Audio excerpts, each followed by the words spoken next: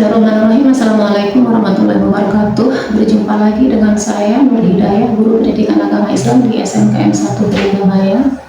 Pada kesempatan kali ini saya akan membahas materi kelas 11 di elemen Al-Quran Hadis tentang membiasakan berpikir kritis dan semangat mencintai ilmu pengetahuan dan teknologi.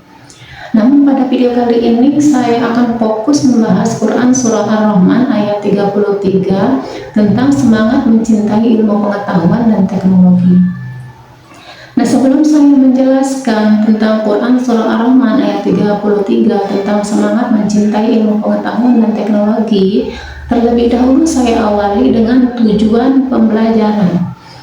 Nah, setelah mempelajari materi ini, siswa-siswi dapat pertama membaca dengan tartil Quran Surah Ar-Rahman ayat 33 serta hadis tentang semangat mencintai ilmu pengetahuan dan teknologi. Yang kedua, siswa-siswi dapat menghafalkan dengan fasih dan lancar Quran Surah Ar-Rahman ayat 33 serta hadis tentang semangat mencintai ilmu pengetahuan dan teknologi.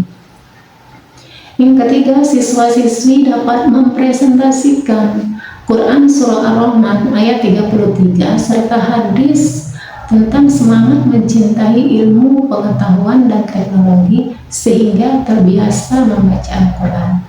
Yang keempat, siswa-siswi dapat meyakini bahwa berpikir kritis dan semangat mencintai ilmu pengetahuan dan teknologi adalah perintah agama. Dan yang kelima, siswa-siswi dapat membiasakan rasa ingin tahu tentang perkembangan ilmu pengetahuan dan teknologi.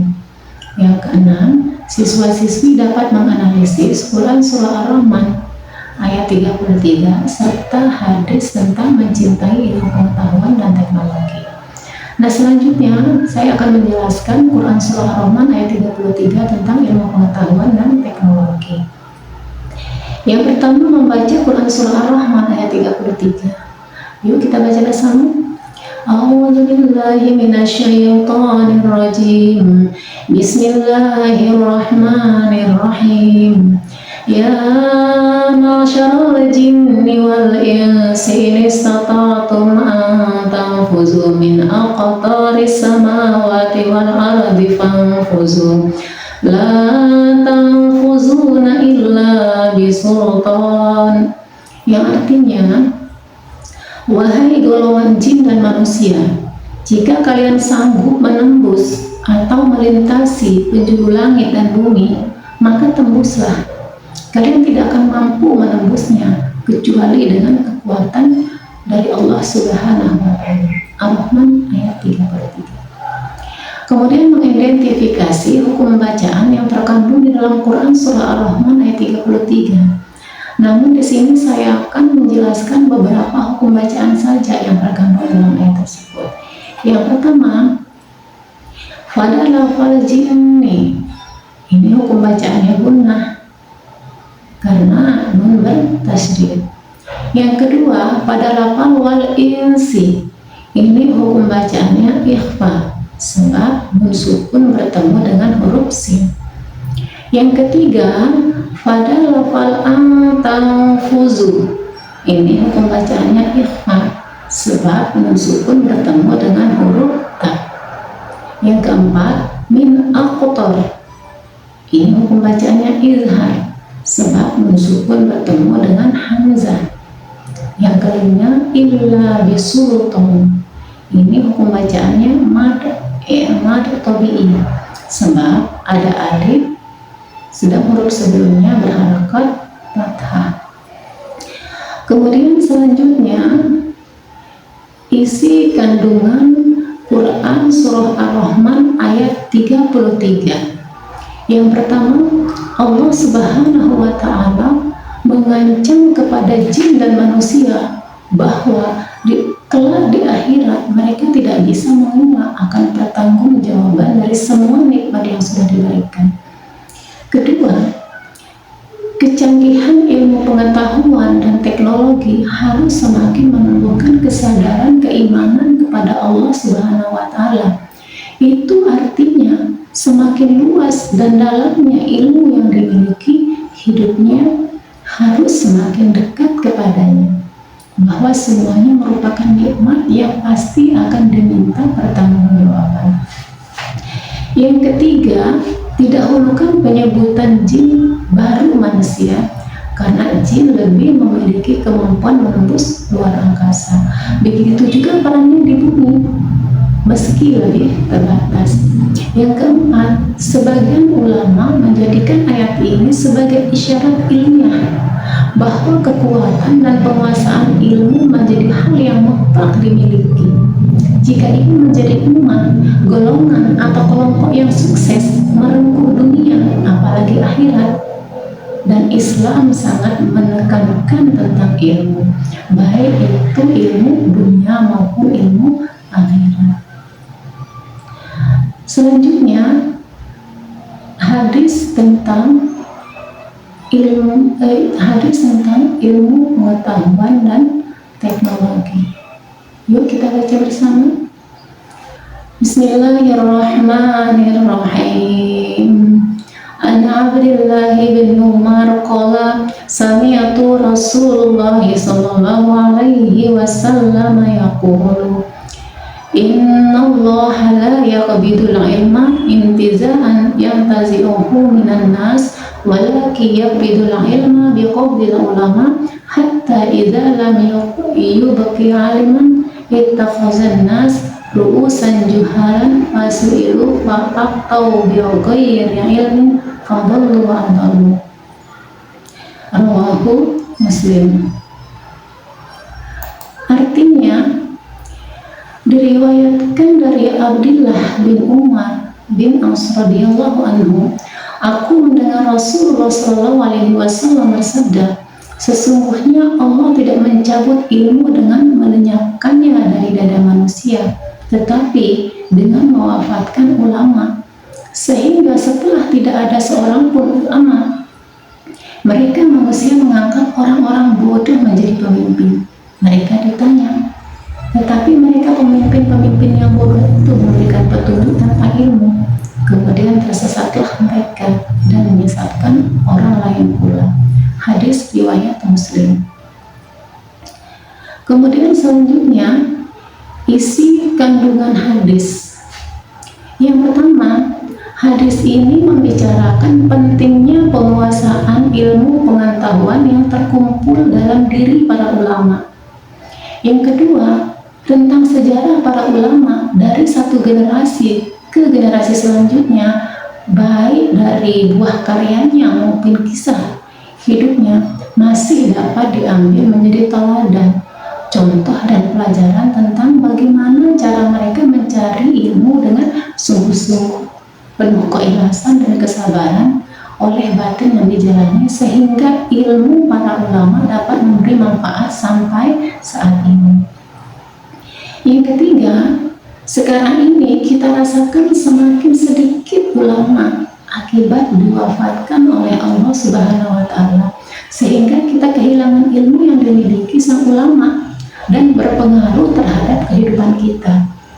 Yang keempat, wafatnya para ulama berpengaruh juga kepada tokoh-tokoh yang muncul di seputar kehidupan kita. Sosoknya kelihatan lebih pintar, hebat dan meyakinkan, namun jika ditelaah secara mendalam dari sudut pandang kebenaran, ternyata menipu dan mempengaruhi kita. Yang kelima, coba amati dengan seksama kehidupan di sekeliling kita. Ada tokoh masyarakat, bahkan agamawan yang terkenal, sangat populer bagi sebagian masyarakat dengan nasihat dan gaya panggungnya yang sangat meyakinkan, tetapi tidak lama kemudian ditangkap polisi karena melanggar aturan hukum yang berlaku. Yang keenam, rajin, cinta, dan semangat kepada ilmu itu mutlak, tetapi penting sekali melakukan seleksi ilmu dan guru agar terhindar dari hal-hal yang tidak diinginkan akibat kebodohan atau minimnya ilmu diri atau dibodohi pihak lain, namun tanpa sadar bahwa kita sebenarnya sedang ditipu, baik di bidang duniawi dan lebih parah lagi jika itu berurusan dengan masalah ukhrawi. Kemudian selanjutnya penjelasan lebih luas tentang ilmu pengetahuan dan teknologi.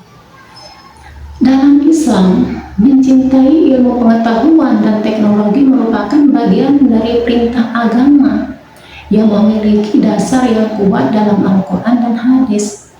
Berikut beberapa alasan mengapa sih kita harus mencintai ilmu pengetahuan dan teknologi menurut Islam. Yang pertama, ilmu adalah perintah langsung dari Allah Subhanahu wa Ta'ala. Perintah pertama yang diturunkan kepada Nabi Muhammad SAW adalah Iqra, bacalah, yang menunjukkan pentingnya membaca, belajar, dan mencari ilmu. Ini dijelaskan dalam Quran surah Al-Alaq ayat 1-5, yang artinya bacalah dengan menyebut nama Tuhanmu yang menciptakan, yang mengajar manusia dengan perantaraan kalian, dan seterusnya. Ini menegaskan bahwa ilmu adalah fondasi awal dalam membangun peradaban dan keimanan. Yang kedua, ilmu meningkatkan derajat manusia. Allah Subhanahu wa Ta'ala menjanjikan derajat tinggi bagi orang yang berilmu. Ini dijelaskan dalam Quran surah Al-Mujadalah ayat 11, yang artinya Allah akan meninggikan orang-orang yang beriman di antara kamu dan orang-orang yang diberi ilmu pengetahuan beberapa derajat. Nah, ilmu pengetahuan termasuk teknologi adalah sarana untuk mencapai kedudukan mulia di dunia dan di akhirat. Yang ketiga, ilmu dan teknologi mempermudah ibadah.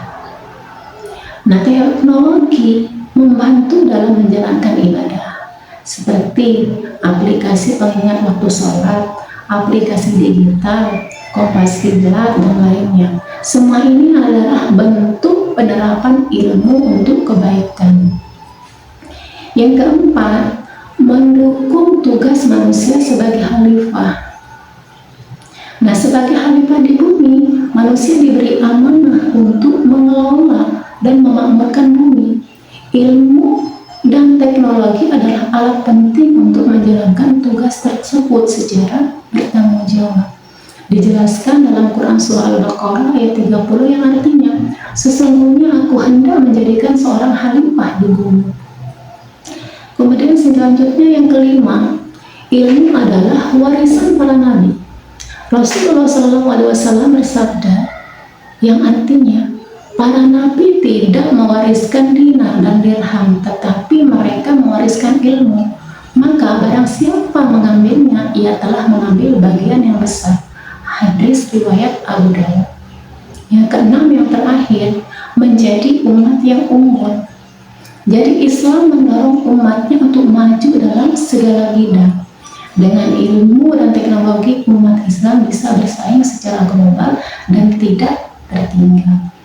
Kesimpulannya, mencintai ilmu pengetahuan dan teknologi dalam Islam bukan hanya dianjurkan, tetapi merupakan bagian dari ibadah dan kunci untuk membangun kehidupan yang lebih baik, baik secara spiritual maupun sosial.